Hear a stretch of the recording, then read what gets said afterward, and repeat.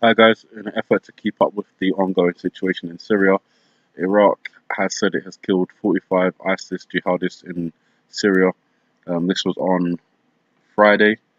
They targeted a meeting of ISIS leaders in which they managed to kill 45 of them. Obviously, that was at the same time as the Syrian government was dropping barrel bombs in southeastern Syria, and at the same time, Russian jets were also dropping bombs in southeastern Syria. A monitor group says Russian jets have struck rebel-held areas in southern Syria in the first such attack since Moscow agreed to a ceasefire in July 2017, endangering one of the so-called de-escalation zones.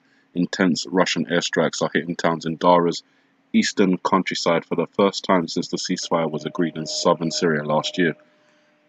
Reuters reported that two tracking centers that monitor military aircraft movements recorded at least 20 strikes on Bushra al-Harir, northeast of the city of Dara.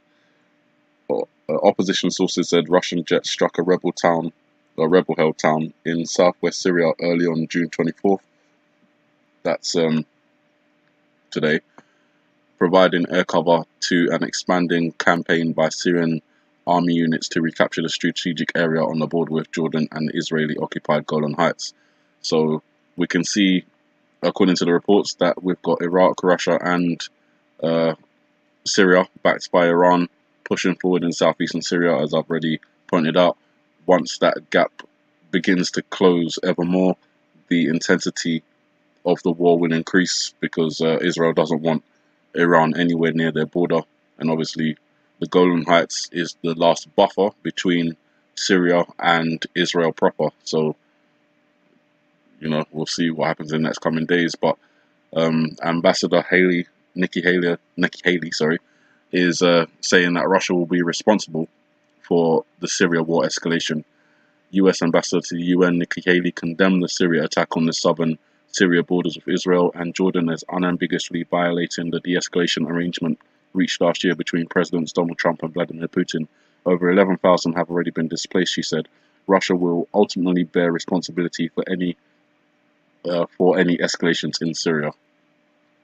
So it looks like, well, at least if you read into Nikki Haley's response, the US is going to respond like it said it would. It warned Syria not to advance in southeastern Syria, not to attack its US-backed forces there.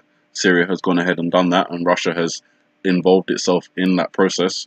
So now we're waiting for the United States response, and I don't think it's going to be similar to, well, first of all, this could be something that they could directly respond to in terms of the attacks that are going on in the southeastern Syria, or as Russia has put out there, there could be another chemical attack on the horizon, with the US recently releasing some funds back to the White Helmets, who are widely rumored to be responsible for these alleged chemical attacks. That could be a precursor to the United States coming in again. This time, I don't know if we're going to have France and the UK involved. Obviously, there was a lot of backlash from the last one, and at the same time, there's a trade war going on with the EU. Excuse me, and obviously the EU includes France and the UK. So, as I say, I'm not sure there'll be any backing of that. So it may be a unilateral strike by the United States, accompanied with Israel. And then you have Mike Pompeo warning Iran that you will feel the world's wrath if you go after nuclear weapons. So last month, the US pulled out of the Iran nuclear agreement, as we all know. Following the withdrawal, there have been concerns that Iran may once again start to develop its nuclear arsenal, which I already think they have. Mike Pompeo said, I hope they understand that if they begin to ramp up their nuclear program, the wrath of the entire world will fall upon them. Now, Iran has extended their deadline for the EU to save the Iran nuclear deal to the end of June. So, again, these things just keep getting pushed back and delayed. It's a good thing for civilians and the general public. But obviously, these things are still going to happen. So, whether it's now or whether it's later, it doesn't really make much of a difference unless people are waking up and getting out of the area, in which case it makes a huge difference. So, separate but related, I believe, is this whole thing with space going on at the moment. Obviously, you guys are aware that on Monday, the 18th of June, Donald Trump announced or directed the US Armed Forces to start a new branch called Space Force, similar to Air Force, just going up another level. But at the same time, well, not at the same time, but 2 days later, on the 20th, NASA unveils plans to protect Earth from asteroids and near-Earth asteroids. Apparently, they've only managed to track 1/3 of the 90% that is required by 2033. So essentially, they've only done 30% of the asteroids. If you believe in asteroids or not, I'm not really getting into that particular subject. Obviously, if you don't believe in asteroids, then it could be something man-made that's made to look like an asteroid and described in that way. But I think the general gist is something coming out of the sky to the Earth. I'll just put it that way, save all the contention.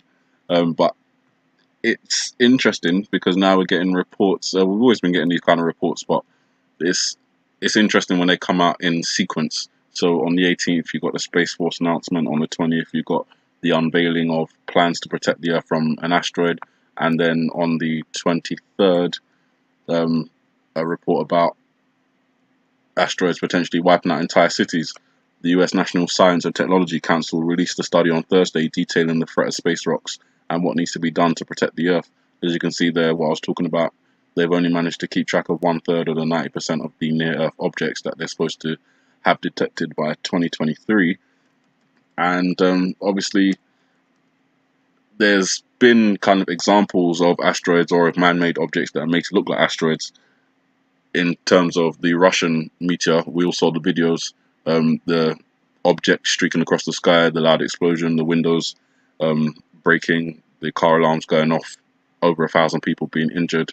Further back in history, which we have no, visual evidence for, supposedly in 1908, an asteroid came down, again exploded in Russia above the Tunguska River. Totally leveled the forest there. I've seen documentaries on that one, so pretty interesting. Just wanted to kind of bring that to your attention. An asteroid is one of the theories. It's not one of the theories I talk about a lot, but it is one of the theories that I have had in my mind. There is a hidden image of an asteroid or a large object striking the Earth in the iPad Goat video as well. I've shown that a long time ago. I'm not going to bother to go back into it unless you guys really want me to. Then I'll just post a separate video with that on. But the main point of this video is just to keep you up to date with what's going on in Syria, how things have escalated since June the 20th/21st, and continue to escalate along the route towards a bigger war. And obviously, if the United States is going to get involved, Russia's already involved, Iran's involved, Iraq's involved, Turkey's involved, Syria, Israel. So if the United States is going to get involved like proper, not just backing forces, but getting forces on the ground themselves, then,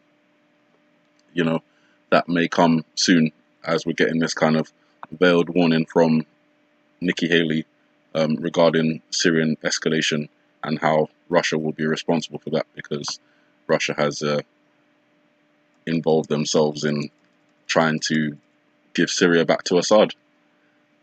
So that's it, you guys. Have a good morning, good afternoon, good evening, and God bless.